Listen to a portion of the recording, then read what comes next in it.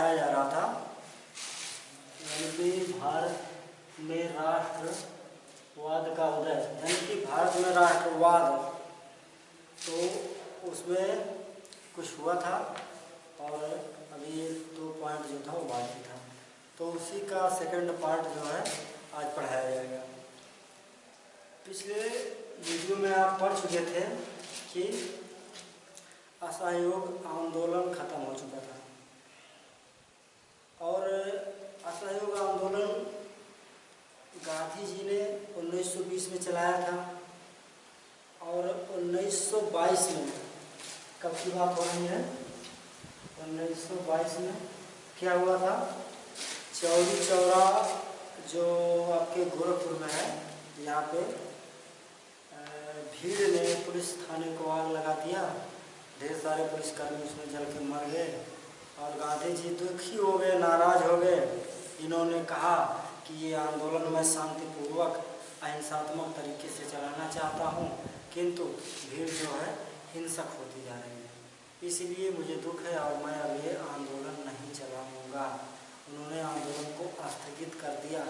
ध्यान दीजिए, असहयोग आंदोलन के साथ जब जनता जुड़ने लगी, असहयोग आंदोलन को देशव्यापी समर्थन जब मिलना शुरू हुआ, तभी गांधी जी ने बंद कर दिया आंदोलन। तो इससे कुछ हमारे जो क्रांतिकारी नेता थे ये नाराज हो गए। इन्हीं में से एक नेता थे मोतीलाल नेहरू और दूसरे थे C.R. दास। इन्होंने स्वराज पार्टी की स्थापना कर दी। अभी प्रश्न पूछेगा कि स्वराज पार्टी की स्थापना किसने की, तो ये दोनों लोग स्वराज पार्टी की स्थापना किए थे, चाहे ये ऑप्शन है या ऑप्शन ये है, दोनों सही है। तो इन दोनों ने स्वराज पार्टी की स्थापना कर दी। इनका ये विचार था कि एक पार्टी बनाकर, यानी स्वराज पार्टी ही चाहे हो, अपने विचारों को अंग्रेजों के सम्मुख अवगत कराना या अपने लिए हिंदुस्तानियों के लिए कुछ रियायतें मांगना, ये सब इसका उद्देश्य था। और साथ ही अंग्रेजी नीतियों का विरोध करना और संभव हो सके तो देश को आज़ाद करवाना भी इस पार्टी का उद्देश्य था। तो आगे हम लोग जो पढ़ने वाले हैं वो आपका थर्ड जो पॉइंट है, सविनय अवज्ञा की ओर। सविनय अवज्ञा की ओर। विनय पूर्वक अवज्ञा करना, सविनय अवज्ञा, आज्ञा जो आप देंगे हम उसकी अवज्ञा करेंगे, ये उद्देश्य था। तो इस तरह से जैसे चाहे मोतीलाल नेहरू हो चाहे C.R. दास, इनका ये उद्देश्य ये था कि गांधी जी की तरह ही कुछ था कि हम लोग अनुनय विनय करके और अंग्रेजों से अपनी बातों को मनवाएंगे। लेकिन इन्हीं नेताओं के बीच में सुभाष चंद्र बोस और पंडित जवाहरलाल नेहरू जैसे कुछ अन्य नेता भी थे जो कि अनुनय विनय की नीति को स्वीकार नहीं करते थे। वो उनका मानना था कि अनुनय विनय करने से, भीख मांगने से कुछ होने वाला नहीं है। यदि स्वराज चाहिए, अपना राज्य चाहिए, अपनी शासन सत्ता चाहिए, तो उसके लिए लड़ना पड़ेगा, खून बहाना पड़ेगा। तो इस तरह से जगह जगह पर आंदोलन होने लगे, सभाएं होने लगी। इनके द्वारा भी कुछ सक्रियता दिखाई गई राष्ट्रीय आंदोलन को आगे बढ़ाने के लिए। बाकी नेताजी या नेहरू जी या अन्य क्रांतिकारियों के द्वारा भी हिंसक गतिविधियों को अंजाम दिया जाने लगा। इसी बीच 1928 में, ध्यान दीजिएगा, 1928 में इंग्लैंड में एक कमीशन का आयोग 1927 में गठित किया गया था और उसका नाम था साइमन कमीशन। साइमन कमीशन, यानी साइमन आयोग 1927 में गठित किया गया था। तो ये 1928 में भारत में पहुंचा था। ये 1928 ईस्वी में इंडिया में आया, भारत में आया। काहे को गठित किया गया था? इसके गठित करने का उद्देश्य ये था अंग्रेजी सरकार का, क्योंकि यहाँ पे विरोध हो रहे थे अंग्रेजी शासन के खिलाफ। जगह जगह पर जनसभाएं हो रही थी, आंदोलन हो रहे थे, और आंदोलनों को अंग्रेजी सरकार दमन भी कर रही थी। तो इसी बीच अंग्रेजी सरकार ने इस साइमन कमीशन को भेजा, 1928 में पहुंचा था इंडिया में, कि आप जाइए और भारत की परिस्थितियों का अध्ययन कीजिए, सामाजिक राजनीतिक परिस्थितियों का अध्ययन कीजिए, समझिए और फिर सुझाव दीजिए।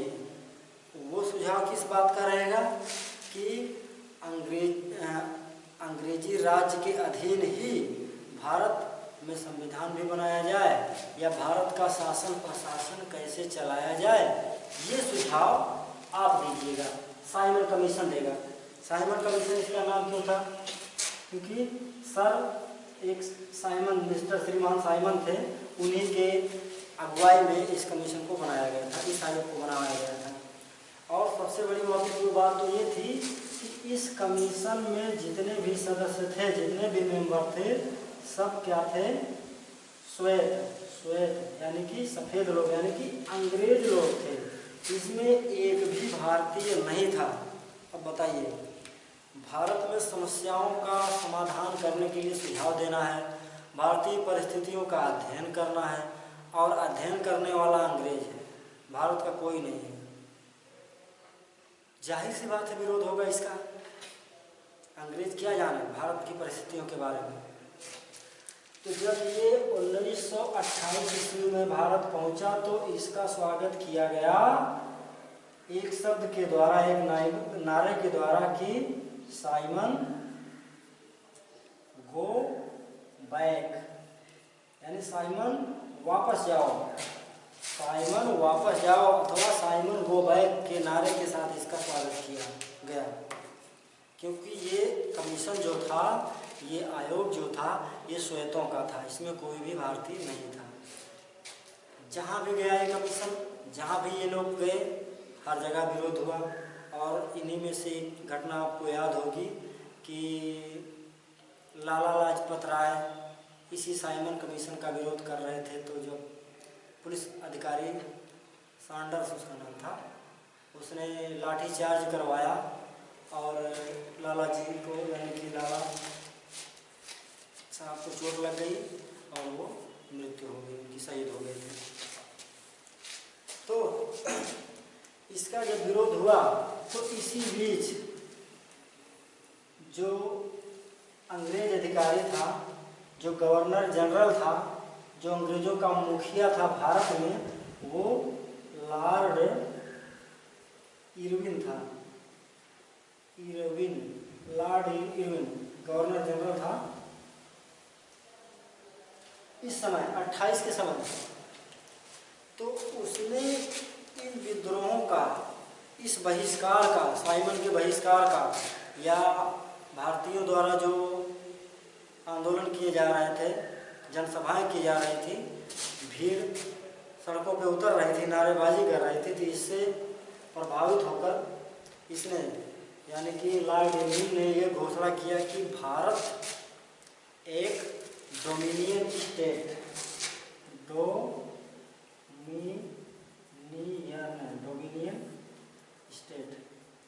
डोमिनियन का मतलब होता औपनिवेशिक, स्टेट माने राज्य। एक भारत एक डोमिनियन स्टेट होगा। इसका मतलब, औपनिवेश का मतलब आपको बताया गया था 9 में, कि जब कोई एक देश या एक राज्य किसी अदर को, दूसरे को कंट्रोल कर लेता है, अपने अंडर में कर लेता है, तो वो उसका उपनिवेश कहलाता है। जैसे अंग्रेज भारत को गुलाम बनाए थे, तो भारत अंग्रेजों का उपनिवेश था।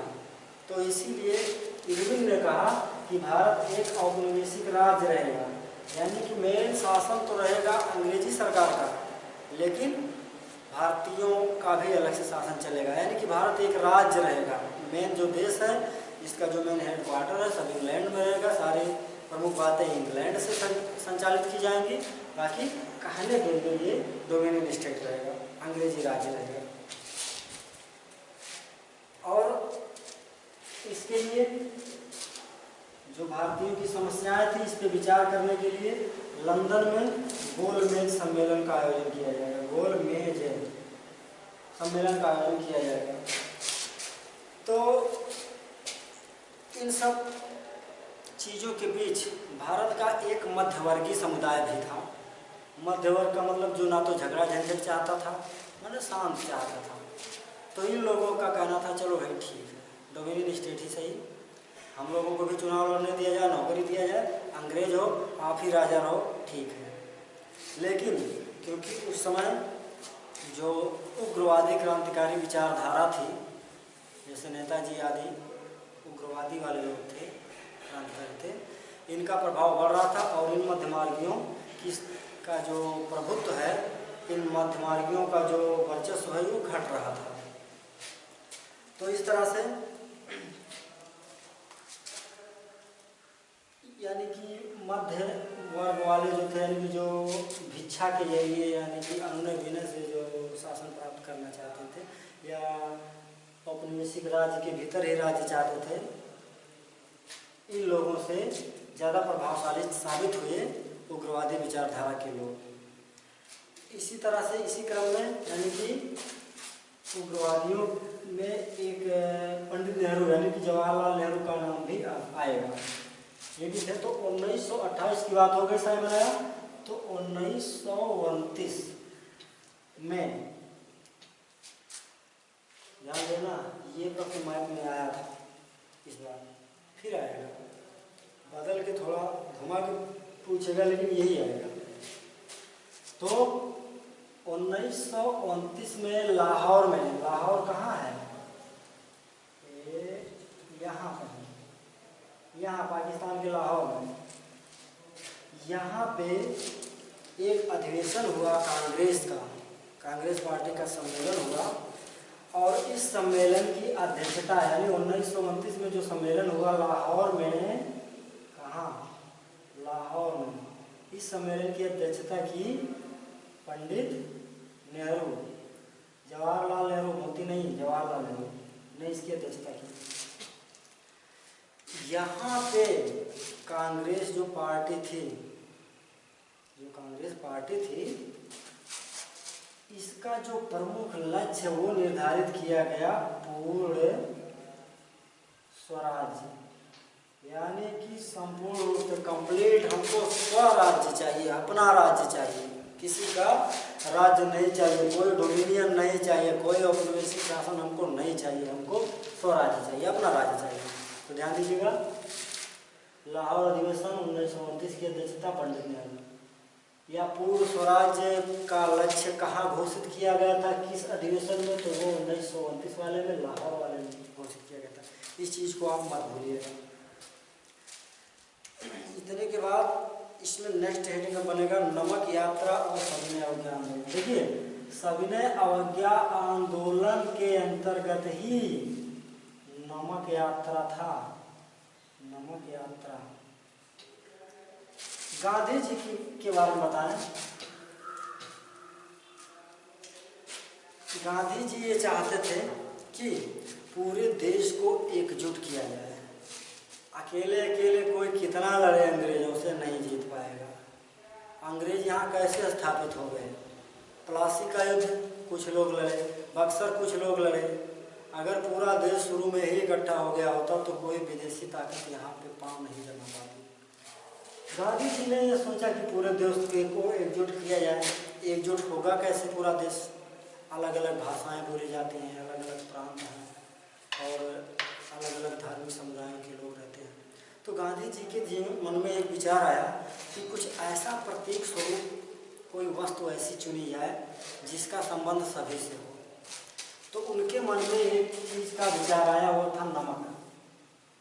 क्योंकि चाहे उद्योगपति हो, चाहे गरीब हो, अमीर हो या कितना भी अरबपति हो, सबके जीवन का एक महत्वपूर्ण हिस्सा है नमक। खाने का एक अभिन्न भाग है, एक महत्वपूर्ण हिस्सा है अवयव। तो इन्होंने नमक को प्रतीक के रूप में बनाया और उसके पहले इन्होंने लॉर्ड इरविन के समक्ष 11 मांग माने डिमांड 11 डिमांड रखी इन्होंने। ये डिमांड ऐसे थे कि कुछ ना कुछ इन मांगों में सभी वर्गों के लिए था। अगर एक वर्ग के लिए गांधी जी मांगते, किसी वर्ग के लिए ना मांगते तो वो वर्ग कहता मैं आंदोलन में शामिल नहीं होऊंगा। इसलिए इन्होंने इन 11 मांगों में ऐसी बातें रखी कि सभी वर्गों के लिए कुछ ना कुछ मांगा गया था। इसी में नमक भी एक चीज़ था, महत्वपूर्ण चीज़ था। अब नमक की बात आ गई तो वो सबके लिए लागू हो गया। और इन्होंने इरविन से कह दिया कि ये आपके लिए एक चेतावनी है, वार्निंग है आपके लिए। यदि आप मांगों को नहीं पूरा करेंगे तो हम सविनय अवज्ञा आंदोलन शुरू कर देंगे, सविनय अवज्ञा आंदोलन छेड़ देंगे। लेकिन इरविन भी नहीं माना, बोला मैं नहीं मानूंगा।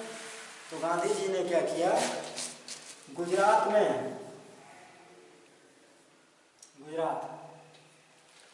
यहाँ कहीं साबरमती आश्रम था इनका, से यहाँ समुद्र तट के किनारे एक जगह है दांडी, एक कस्बा है। यहाँ लगभग यहाँ से यहाँ तक की जो दूरी थी वो 240 किलोमीटर थी। और अपने साथ ये 78 लोगों को अपने साथ लेकर साबरमती आश्रम से गांधी जी पैदल ही चल पड़े। ध्यान दीजिए क्यों चल पड़े, उस थोड़ा सा बता दें। उस समय नमक पर टैक्स लगाया गया था अंग्रेजी सरकार के द्वारा, और नमक जो निर्माण का काम है वो केवल अंग्रेज बनाएंगे और कोई नहीं बनाएगा, और जो नमक बनाएगा तो वो भारी भरकम टैक्स देगा। अब बताइए, व्यक्ति के घर में कुछ ना हो, अगर नमक हो तो नमक और रोटी खा के वो रह सकता है, जी सकता है, लेकिन नमक पर भी इन्होंने कब्जा किया हुआ था। तब जब 11 मांगों को इरविन ने ठुकरा दिया, तब गांधी जी ने कहा कि अब हम नमक बनाएंगे, नमक कानून तोड़ेंगे, यानी कि अवज्ञा करेंगे अंग्रेजों की, बाकी इनके बनाए हुए कानूनों की भी धज्जी उड़ाएंगे, हम उनको मानेंगे नहीं। तो अपने 78 अनुयायियों को, साथियों को लेकर ये संख्या बढ़ती गई। जैसे एक गांव से दूसरे गांव जाते थे, हजारों लोग इनके साथ हो जाते थे, लेकिन मुख्य रूप से 78 लोग साथ में चले थे। 240 किलोमीटर की दूरी लगभग 24 दिन में चले। 24 दिन में पैदल यात्रा करके गए। आपको बता दें, सरदार वल्लभ भाई पटेल नाम का व्यक्ति भी इन लोगों के साथ था इसी आंदोलन के दौरान। गांधी जी का पड़ाव एक गांव में पड़ता था तो कुछ लोग अगले गांव में जाके सूचित कर देते थे कि गांधी जी आ रहे हैं, स्वराज मिलने वाला है, अंग्रेज भागने वाले हैं, नमक बनेगा और सब पूरा देश खुशहाल रहेगा, ये सूचना देते थे। और लोग स्वागत के लिए गांधी जी के आगे आ जाते थे।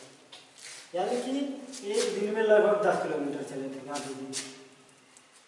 और दांडी पहुँचे, दांडी पहुँचकर इन्होंने नमक बनाया, और नमक यानी इसी के साथ ही नमक कानून टूट गया।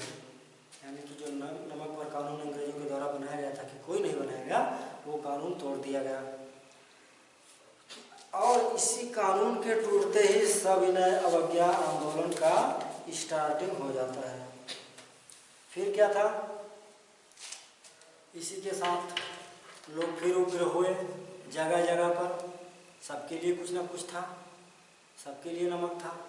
जगह जगह पर फिर दुकानों की पिकेटिंग की जाने लगी, वस्तुओं को जलाया जाने लगा, विदेशी कपड़ों का बहिष्कार किया जाने लगा।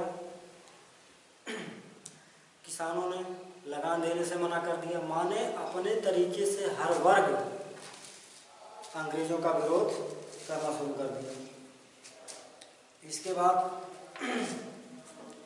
अंग्रेजी शासन भी भाई उसके बनाए हुए नियम को हम तोड़ेंगे तो वो चुप नहीं बैठेगी, वो भी हमारे नेताओं को कैद करना, पकड़ना शुरू कर दिया। उसके बाद लोगों को मारा पीटा गया, बच्चों को, महिलाओं को सताया गया, परेशान किया गया, मारा गया, पीटा गया। 1931 गांधी जी और लॉर्ड इरविन, गांधी जी और लॉर्ड इरविन के बीच एक समझौता हो गया, क्योंकि अंग्रेजी सरकार भी त्रस्त हो चुकी थी, जगह जगह उपद्रव हो रहे थे। जैसे खेत खींच रहे हैं, यहाँ बांध रहे हैं, वहाँ कट रहा है, वहाँ बांध रहे हैं, तो परेशान हो जाओ। कुछ ऐसे ही जगह जगह उपद्रव हो रहा था, अंग्रेजी सरकार परेशान थी। तो गांधी जी, इरविन ने गांधी जी के साथ समझौता कर लिया कि भाई आप अपना आंदोलन स्थगित कर दीजिए, बंद कर दीजिए, और हम आपकी मांगों को मानेंगे, आप जो कहोगे हम करेंगे। चलो ठीक है। गांधी जी ने कहा अच्छी बात है, हम हस्ताक्षर कर देते हैं। उन्होंने हस्ताक्षर भी कर दिया समझौते पर। इसके तहत गांधी जी ने आंदोलन स्थगित कर दिया और इरविन ने भी कुछ सहूलियतें दे दी, और जो राजनीतिक कैदी थे, हमारे हिंदुस्तानी बंदी थे, उनको जेल से छोड़ दिया गया।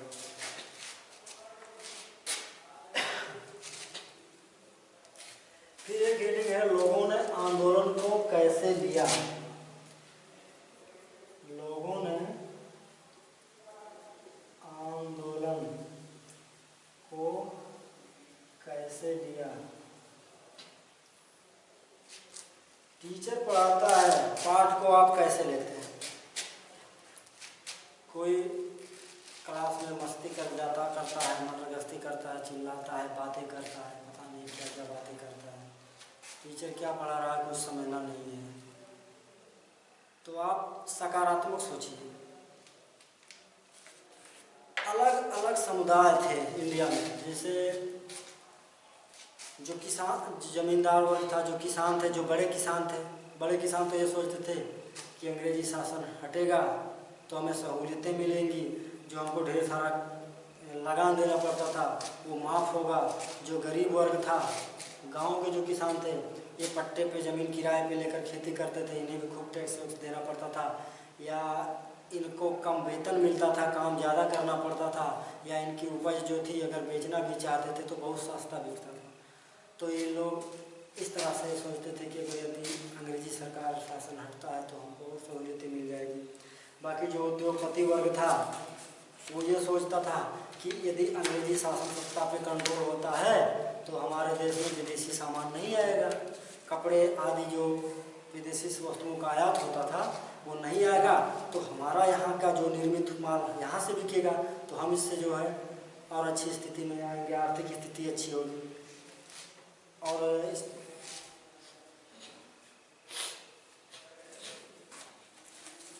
जो मजदूर वर्ग था शहरों का, वो भी सोचता था, उसके भी काम के घंटे अधिक थे, पैसा कम था, और मालिकों के द्वारा शोषण किया जाता था या वेतन रोकने का काम भी होता था।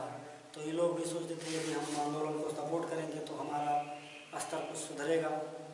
महिलाओं भी ऐसे ही थी इस आंदोलन में, यानी कि सविनय अवज्ञा आंदोलन में महिलाओं ने काफ़ी बढ़ चढ़ कर हिस्सा लिया था।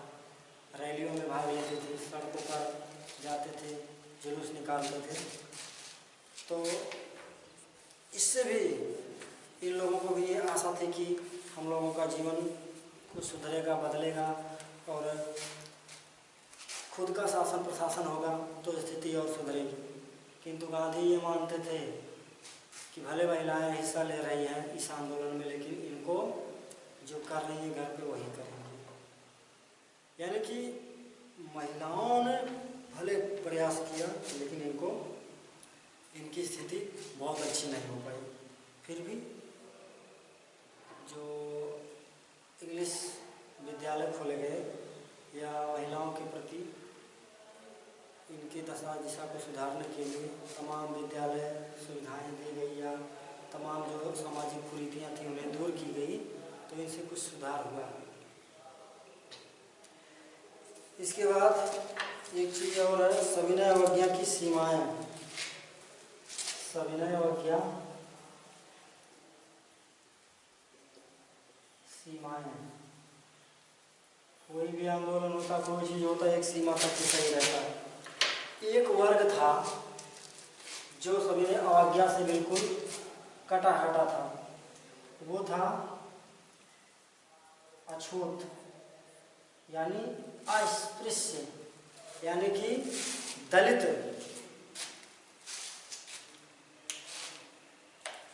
हमारे देश में शुरू से ही छुआछूत जैसी सामाजिक बुराई भी थी। एक वर्ग के द्वारा एक वर्ग को अछूत समझा जाता था, ना तो उसके घर आया जाया जाता था, ना उसको अपने यहाँ बैठने दिया जाता था, ना उसके बर्तनों में पानी पिया जाता था, ना उसको अपने बर्तन में पानी पिलाया जाता था। तो गांधी जी ने इन अछूतों के बारे में कहा कि अगर इस बुराई का यानी इस अस्पृश्यता की बुराई का अंत अगर नहीं किया जाता है तो सैकड़ों सालों तक हम मेहनत करते रहेंगे, हमें स्वराज नहीं मिलेगा।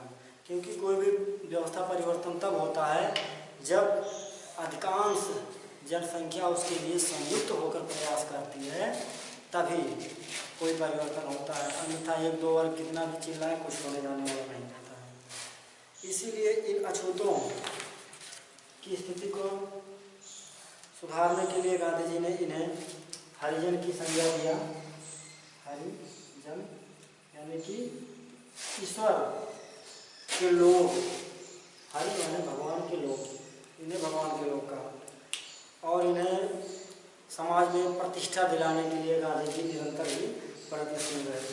लेकिन कुछ और भी नेता थे इन दलितों के, जिन्होंने अपने स्तर से संगठन बनाकर दलितों की यानी कि अछूतों की स्थिति को सुधारने का प्रयास किया। इन्हीं लोगों में से एक लोग थे डॉक्टर समझ गए भीमराव अम्बेडकर।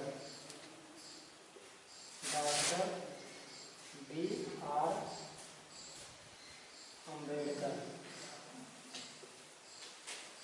इन्होंने एक संगठन बनाया दलित वर्ग एसोसिएशन।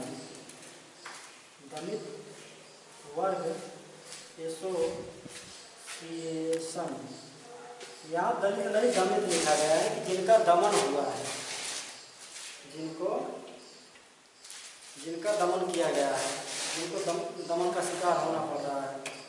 और कमोबेश आज भी अभी भी हमारे देश में कुछ जगहों पर ऐसी स्थिति विद्यमान है। तो इन्होंने यानी कि अम्बेडकर जी ने देखिए विकल्प में आया था कि दलित वर्ग एसोसिएशन की स्थापना किसने की, देश या आजाद। इसको आपको जरूर याद रखना, भूलना नहीं है। तो अम्बेडकर जी ने कहा कि दलितों की स्थिति तभी सुधर सकती है जब इनको पृथक निर्वाचन दिया जाए, यानी कि इनके लिए अलग से चुनाव प्रणाली को लागू किया जाए। और जब ऐसी मांगे ये कर रहे थे तो गांधी जी नाराज हुए, कहे कि अगर ऐसा होता है तो देश का जो एक सूत्र में बांधने का विचार है, जो देश के एकीकरण की जो मेरे प्रयास हैं वो धूल में मिल जाएंगे, देश का एकीकरण नहीं हो पाएगा। तो इसलिए गांधी जी आमरण अनशन पर बैठ गए। आमरण अनशन का मतलब होता है बिना दाना पानी खाए अनशन करना, यानी जब तक मर नहीं जाए। तो क्या होता 1932 में कुछ लोगों के द्वारा समझाया गया इन लोगों को। अम्बेडकर जी चाहते थे कि अलग निर्वाचन हो, गांधी जी का चाहते थे दलितों के लिए अलग निर्वाचन ना हो। तो 1932 में एक समझौता हुआ अम्बेडकर और गांधी जी के बीच में, उसको पूना में हुआ था, जो आज का पुणे है। पूना पैक्ट उसको कहा जाता है। यहाँ पे एक समझौता हुआ, उसमें ये माना गया कि चलो ठीक है, जो केंद्रीय विधान परिषदें हैं, जैसे हमारा संसद है, राज्यसभा लोकसभा या विधानसभा राज्यों में है, तो ऐसे ही वहाँ सेंट्रल असेंबली होती थी, केंद्रीय विधान परिषद होती थी, कि वहाँ पे दलितों की जो सीटें हैं इन्हें बढ़ा दिया जाए, इनकी संख्या बढ़ा दिया जाए। तो इस तरह से इन दोनों लोगों में समझौता हो गया था कि चलिए ठीक है, आप अनशन तोड़िए और हम जो है सीटों को बढ़ाएंगे आप लोगों के लिए, यानी कि अछूतों के लिए। फिर एक आता है लास्ट हेडिंग जो है सामूहिक अपनेपन का भाव। अपनापन कैसे आएगा, सामूहिक अपनापन कैसे आएगा आपके अंदर? सामूहिक अपनेपन का भाव। पूरे हिंदुस्तान की राष्ट्रभाषा है, राजभाषा, एक झंडा है, एक राष्ट्रगान है, एक राष्ट्रगीत है, एक राष्ट्रपति है, एक प्रधानमंत्री है, अपनेपन का भाव आता है। फ्रेडरिक सारियू की बात आप पढ़ चुके हैं, एक चित्र बनाया था अपनापन का भाव ही प्रदर्शित करने के लिए। थोड़ा और यदि हम जानना चाहें तो 1893 में बाल गंगाधर तिलक ने बम्बई में गणपति उत्सव और शिवाजी महोत्सव क्यों मनाना शुरू किया? इसीलिए कि देशवासियों को मानसिक रूप से इकट्ठा किया जाए, देशवासियों के भीतर एकात्मकता का भाव उत्पन्न किया जाए। अभी जल्दी या मोमबत्ती जलाए थे, टार्च जलाए थे, कोरोना के खिलाफ जंग लड़ रहे हैं। क्यों? कुछ लोगों का कहना ये था कि टार्च जलाने से कोरोना भाग जाएगा। ये बात उनकी सोच गलत थी। वहाँ बात ये था कि इससे अपनेपन की भावना का विकास करना था, एकता की भावना का विकास करना था, यानी कि हम सभी मिल के लड़ेंगे किसी से। तो इसी तरह से अवनींद्रनाथ टैगोर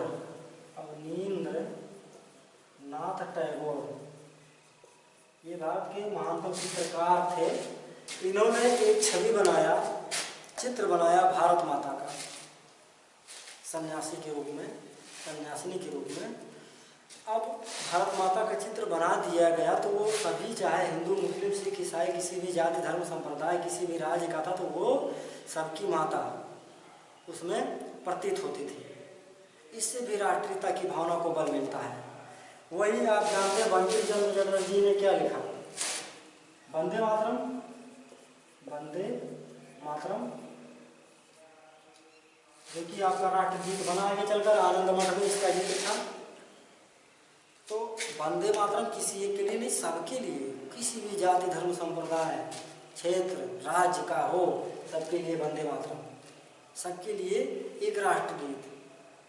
तो इन सब विचारों से, इन सब क्रियाओं से लोगों में सामूहिकता की भावना का उत्थान हुआ, राष्ट्रीय एकता की भावना का जागरण हुआ और लोग आपस में मिलजुल कर उठ खड़े हुए कि अब हम एक हैं और किसी भी जाति धर्म के हैं और देश को हम आज़ाद करवाएंगे।